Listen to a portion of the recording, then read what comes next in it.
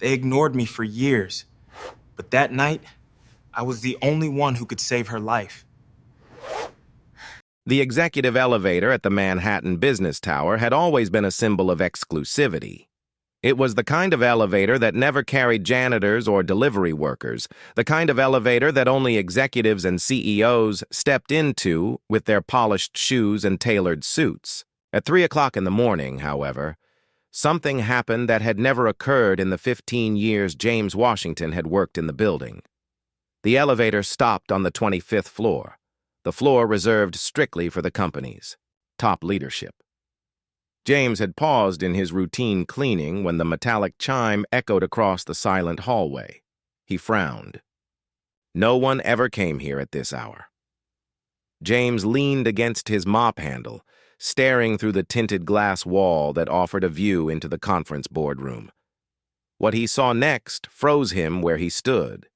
A woman in an expensive navy blue suit, her blonde hair tied back in a perfect knot, suddenly lurched forward across the polished mahogany table. The table itself was worth more than James's yearly salary, but that didn't matter. What mattered was the unmistakable look of agony crossing her face. She collapsed heavily, knocking a crystal water glass to the floor, which shattered and echoed like gunfire in the empty building. It took James only seconds to recognize her. Victoria Sterling, CEO of Sterling Industries, a woman whose photograph often graced the covers of Forbes and Fortune magazines. A billionaire, an untouchable force in the corporate world. To the outside world, she was power personified. To James, she was a distant figure he had only ever passed in the hallway, usually without acknowledgement, as though he were invisible. And yet, tonight, at this ungodly hour, she was the one lying helpless and vulnerable on the table. Her body betrayed symptoms James had come to know all too well. The left side of her face drooped in a grotesque mask of paralysis. Her left arm dangled uselessly at her side. Her attempt to reach for the phone ended in garbled, slurred words spilling from her mouth, incoherent and desperate. Most people would have panicked or ignored the subtle signs. But James, standing just outside that glass wall, felt his stomach clench with recognition. A stroke. She was having a stroke, right now, in real time. Memories of his late wife, Dorothy, came rushing back. For 2 decades, she had worked as a neurology nurse, and she had made it her mission to teach James the basics of emergency medicine. Over countless dinners, she had explained symptoms, practiced scenarios, and drilled into him one golden rule. When you see sudden neurological changes, don't wait, don't hesitate. Act. Dorothy had always insisted that medical knowledge was not reserved for doctors. It was meant for anyone who cared enough to learn, because one day it might mean the difference between life and death. Tonight, Dorothy's lessons were alive inside him. James hesitated only for a second. He was a janitor, a man society never noticed, standing in front of the most powerful woman in the building. Their worlds weren't supposed to collide, but Dorothy's voice echoed in his memory. Neurological symptoms don't care about wealth, status, or skin color. They strike anyone. If you recognize them, you have a duty to act. That was enough. James pushed open the conference room door, his voice steady and commanding despite the pounding of his heart. "Ms. Sterling," he said firmly, "you're having a stroke. Don't try to talk. Just listen to me." Victoria's eyes widened in fear and confusion. She tried to speak, but only distorted syllables spilled out. Her panic was clear. She realized something was terribly, catastrophically wrong. James was already reaching for his phone. His call to 911 was sharp and precise, rattling off symptoms with the calm of a professional. Female patient, mid-40s. Classic stroke indicators. Symptoms began less than 5 minutes ago. Request immediate ambulance to Manhattan Tower 25th floor.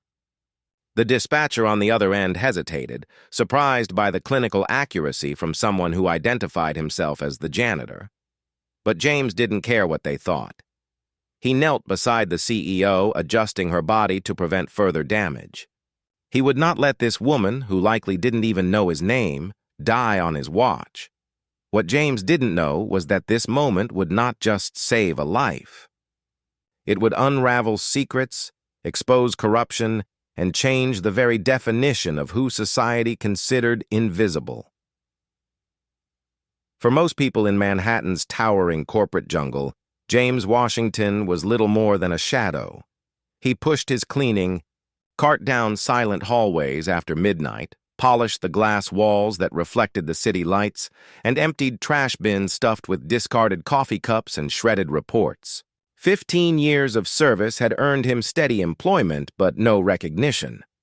To executives like Victoria Sterling, he wasn't James. He was simply the janitor, a man who kept the floors shining but whose existence barely registered in the daily rhythm of power and profit.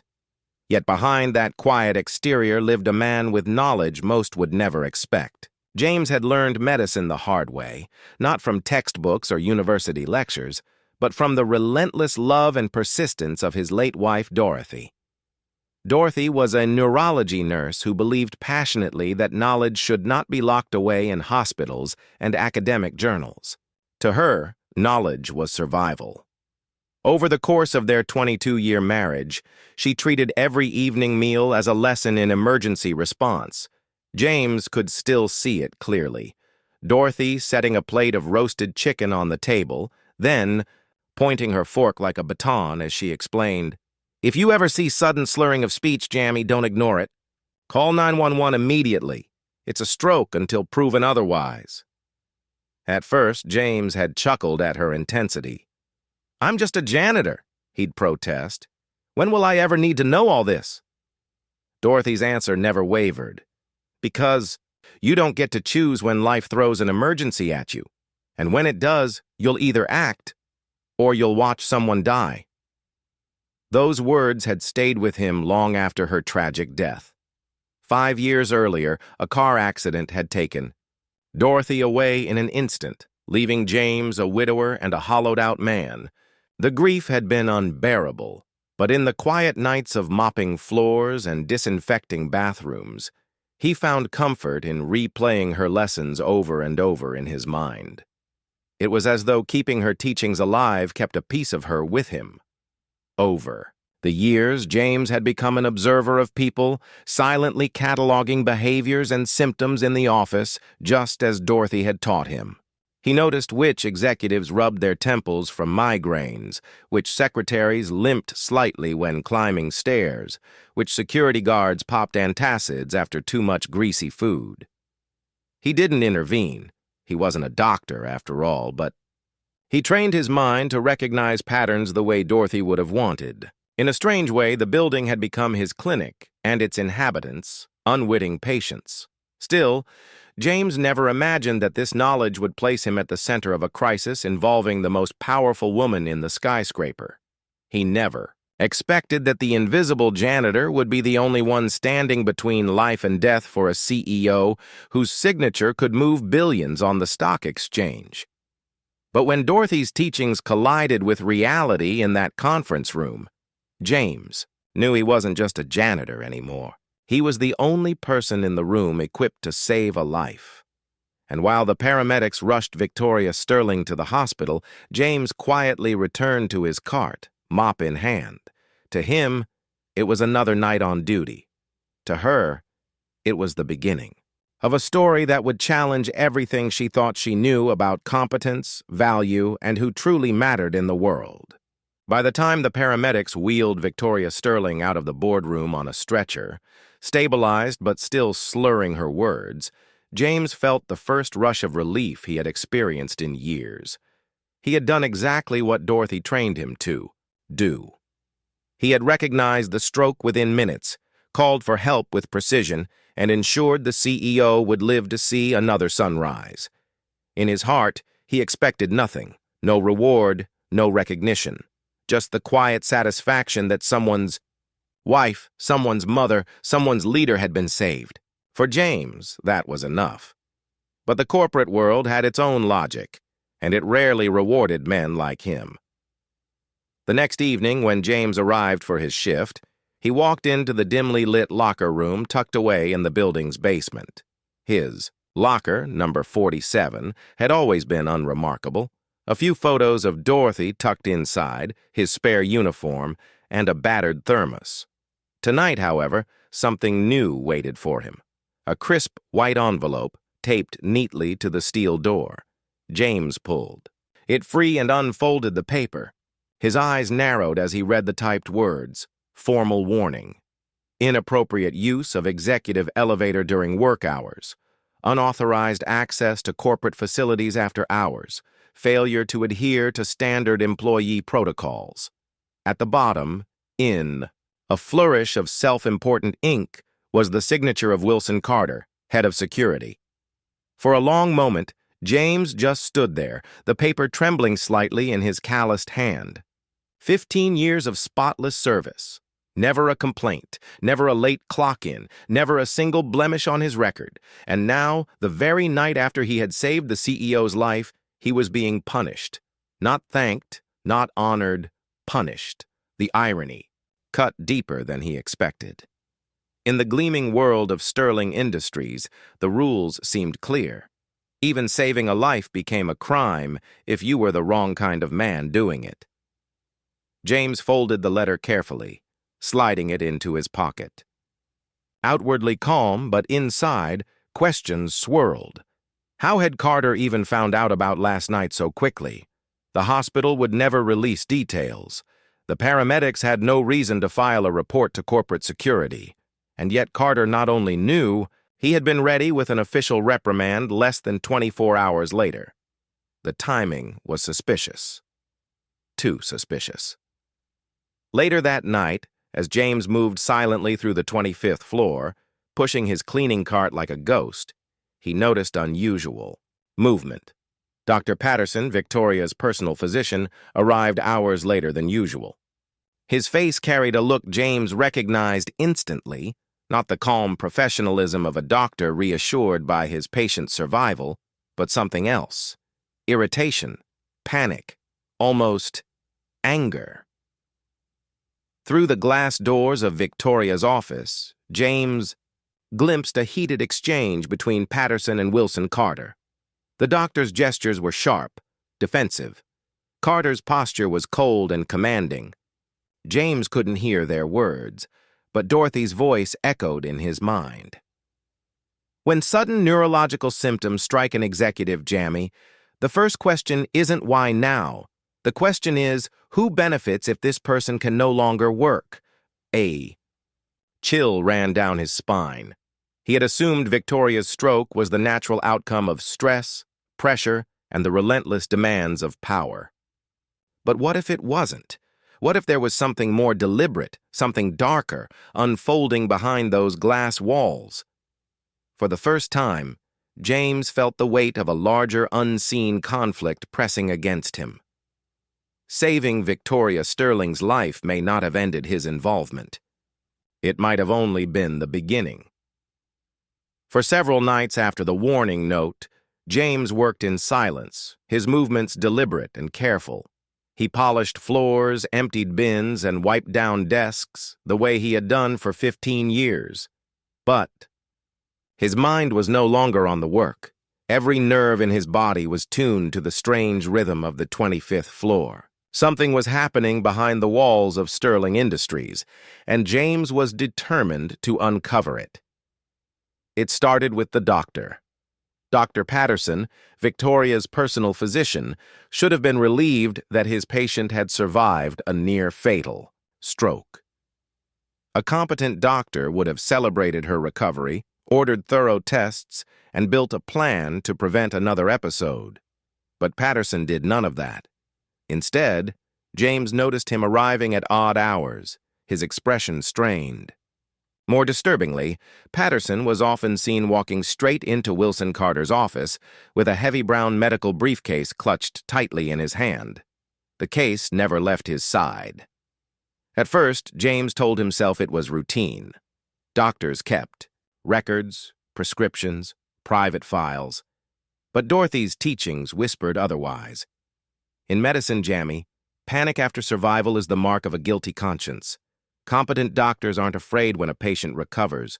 They're afraid when one doesn't. One evening, while polishing the hallway outside Carter's office, James left his cleaning cart a little closer to the door than usual.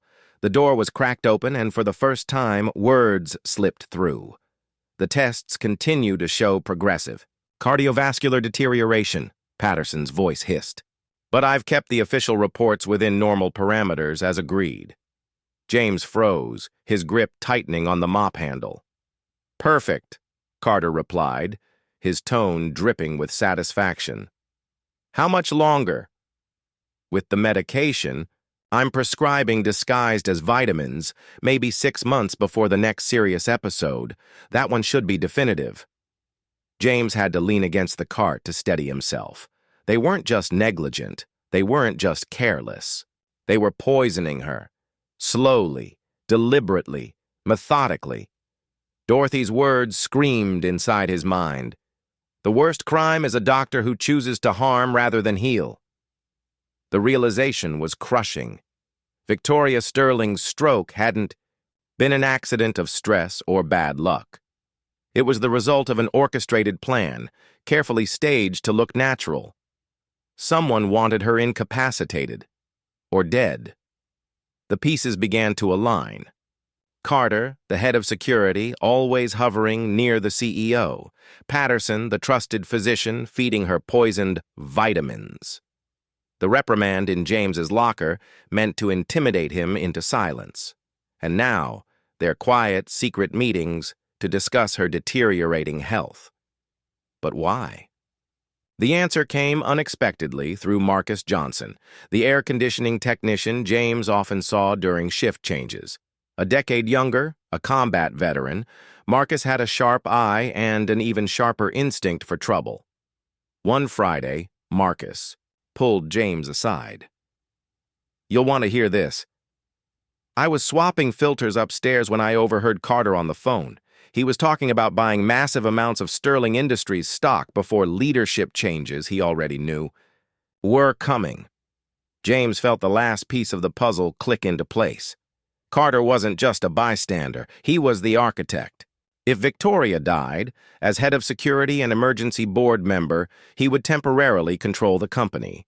With inside knowledge, he could manipulate the stock market for millions.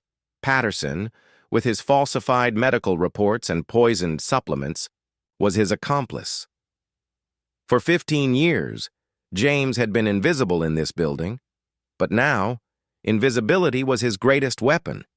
He would watch, learn, and wait for the right moment to strike back. And this time, he wouldn't just be saving a life, he would be exposing a conspiracy. Once the conspiracy became clear, James knew he couldn't fight it alone. He had courage, he had Dorothy's teachings, but he lacked the tools to prove what he had overheard.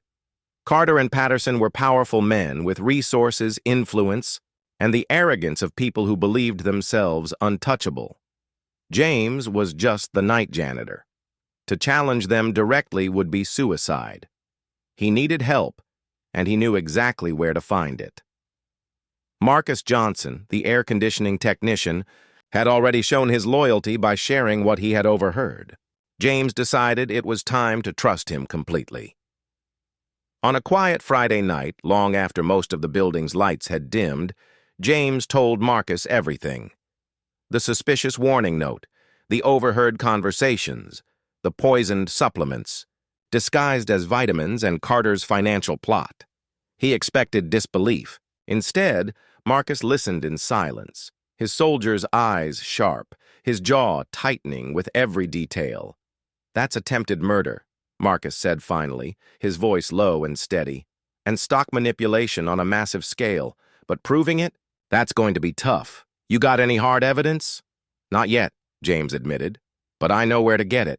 Together, they devised a plan that was both risky and elegant. Marcus still had access to the building's infrastructure. Years in the Army had trained him to work with electronics and surveillance equipment. James, with 15 years of knowledge, about every executive's schedule, every security gap, and every blind corner, knew exactly when and where Carter and Patterson would meet. The plan was simple. Install discrete recording devices in Carter's and Patterson's offices, along with a few hidden cameras in the vents. Marcus would use his expertise to bypass the building's monitoring systems, ensuring the feeds remained invisible to security.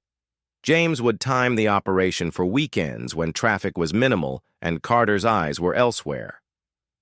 On Monday night, the test run began. James moved through the 25th floor with his usual janitorial precision, mopping, dusting, and polishing in plain sight. No one noticed when Marcus, crawling through the ventilation ducts, planted a microphone inside Carter's desk lamp and a pinhole camera near the bookshelf. 45 minutes later, they had transformed the office into a silent trap. "Ready," Marcus whispered through the tiny communicator they had purchased at a pawn shop. "Now we just wait for them to hang themselves." They didn't have to wait long. Within days, the recordings captured Patterson discussing increasing the dosage, and Carter joking about how the press would spin Victoria's eventual death as an example of executive stress. Each word was damning. Each laugh was another nail in their coffin. For James, listening to those recordings was both horrifying and vindicating. Horrifying because the men's callousness was beyond comprehension. Vindicating because, for the first time, he had proof.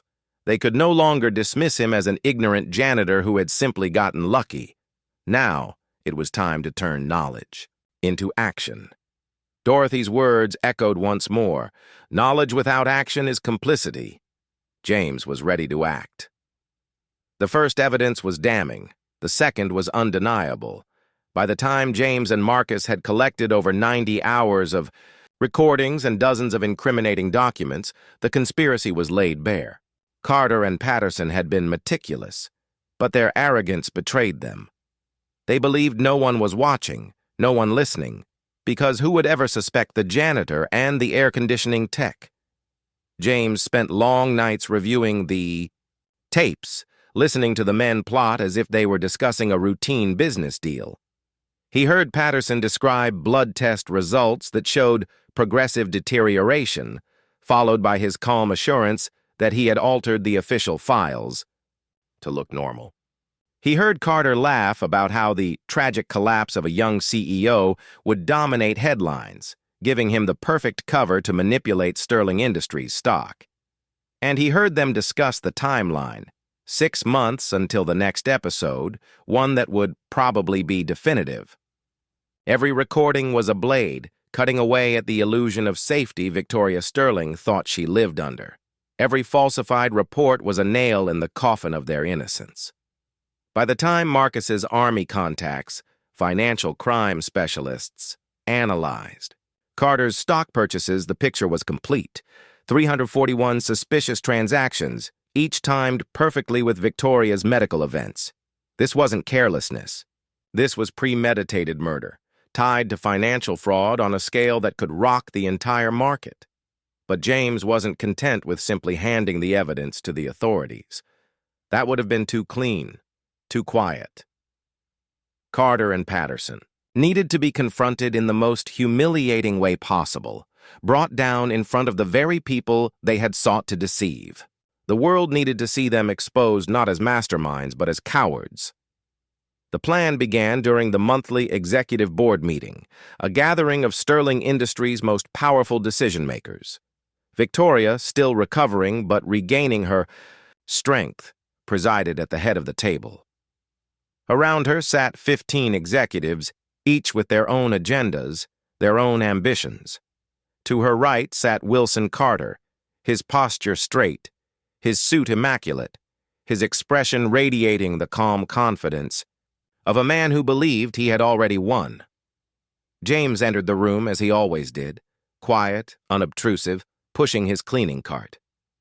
To the executives, he was invisible, the background hum of their empire. But this time, as he emptied the trash and straightened the chairs, he slipped a small, sealed envelope onto Victoria's stack of papers. No one noticed, not even Carter. When Victoria opened it moments later, her eyes flickered. Inside was a single line typed in bold. "The vitamins you're taking are not vitamins. Check the bottle. someone who cares. Her expression shifted, subtle but unmistakable to James. He had spent years reading faces while remaining unseen. She had just realized something was terribly wrong. 2 hours later, Dr. Patterson arrived for his weekly consultation.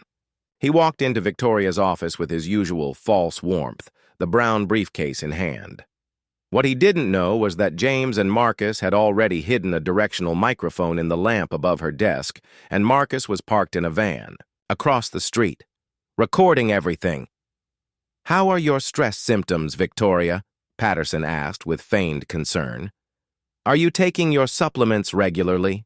"Religiously," Victoria replied, her tone calm but edged with suspicion. She opened her drawer and placed the bottle of pills on the desk. "But tell me, doctor, what would you say if I had these tested independently?" For the first time, Patterson's mask slipped. His face paled, his fingers twitched. "Victoria, you can't take anonymous notes seriously. This is clearly sabotage. Some disgruntled employee trying to cause trouble." "Then you wouldn't mind if I had them." "Tested?" she pressed, her eyes never leaving his. I can assure you," Patterson stammered. "Doctor," Victoria interrupted, her voice sharp, honed by years of boardroom battles. "In my experience, when someone urges me not to check something, that is exactly when I must check it." The trap was set. While Patterson floundered, Marcus was already uploading the recordings and documents to encrypted drives, copies destined for the FBI, the Securities and Exchange Commission, the state, medical board, and the Chicago Tribune. James's plan was unfolding with military precision. The final blow came on Saturday morning. Carter arrived at the office for what he believed was a private emergency meeting with Victoria.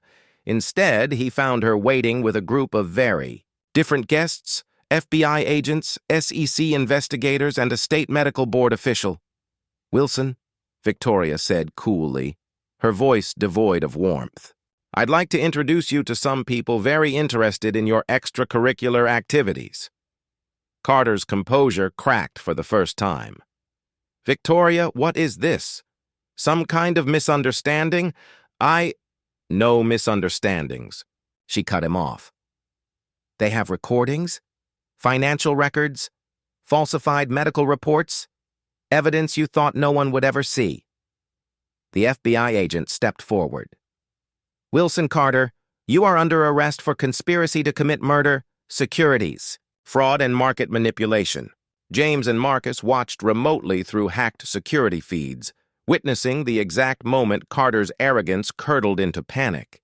He protested, denied, shouted about ridiculous accusations, but the handcuffs silenced him.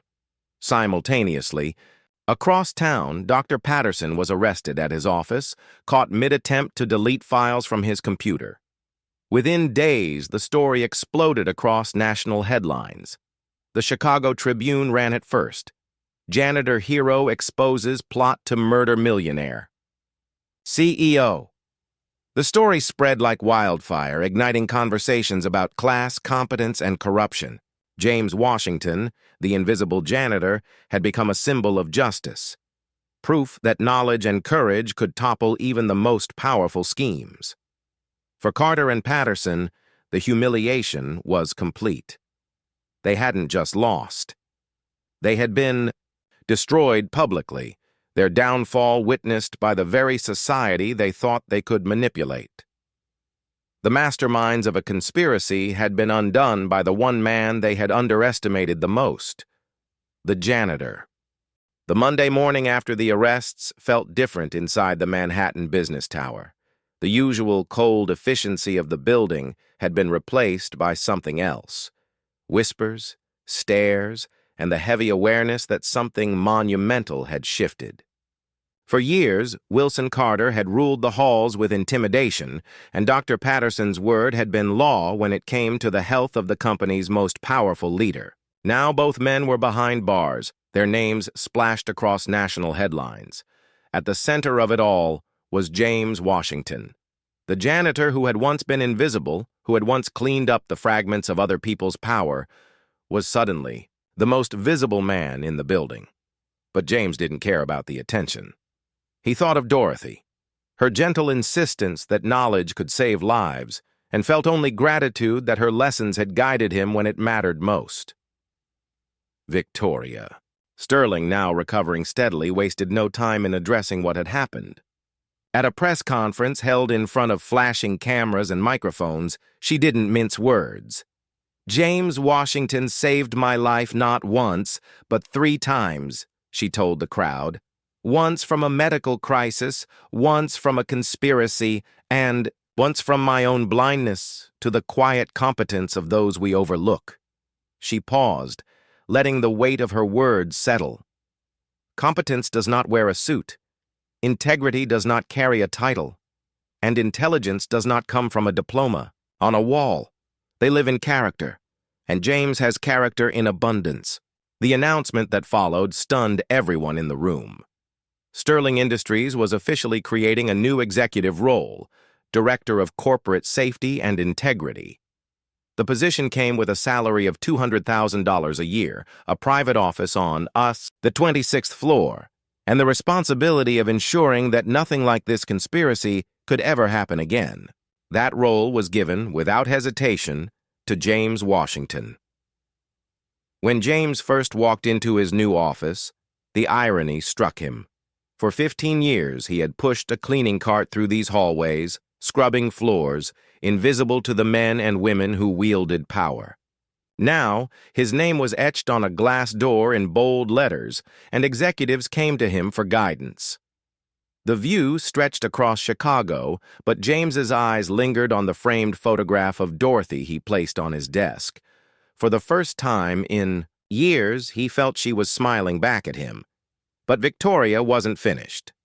In honor of Dorothy Washington, Sterling Industries launched a scholarship program dedicated to training low-income students in neurology and emergency medicine. Within 2 years, more than 120 young people had benefited. Many the children of janitors, security guards, and service workers who had once believed such careers were beyond their reach. Dorothy's legacy was alive, saving lives even from beyond the grave. Meanwhile, the villains faced their reckoning. Wilson Carter was sentenced to 25 years in federal prison for attempted murder and securities fraud. His once immaculate suits were replaced by a standard-issue uniform. His assets were seized, his influence erased. The man who had once sneered at invisible workers now stood in food lines inside prison, utterly powerless. Dr. Patterson fared no better. Stripped of his medical license, disgraced in his profession, he was sentenced to 15 years. His name, once respected in the medical community, became synonymous with betrayal. Hospitals refused to employ him in any capacity, even administrative. But while Carter and Patterson withered, James thrived. Under his leadership, Sterling Industries became a model for corporate ethics. Independent medical reviews were implemented for all executives. Anonymous reporting systems were established, giving employees at every level the ability to raise concerns without fear. Strict anti-discrimination and transparency policies reshaped the company's culture.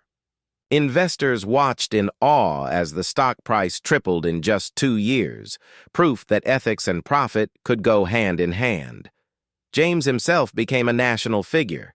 Documentaries were produced about the case, books were written, and universities invited him to speak about integrity and observation.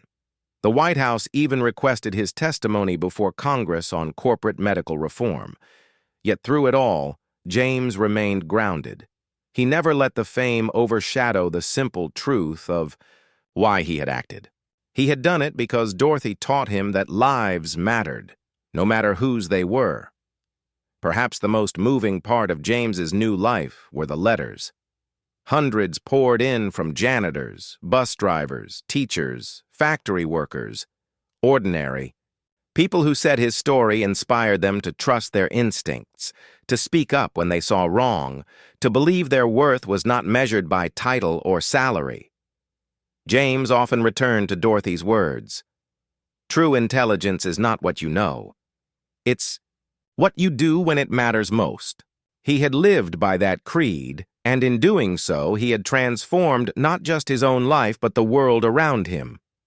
Now, when young employees faced injustice or doubt, they often asked themselves a new question. What would James Washington do? The answer was always the same: observe, learn, document, act, and above all, believe that justice, when carried out with courage, doesn't just win, it transforms.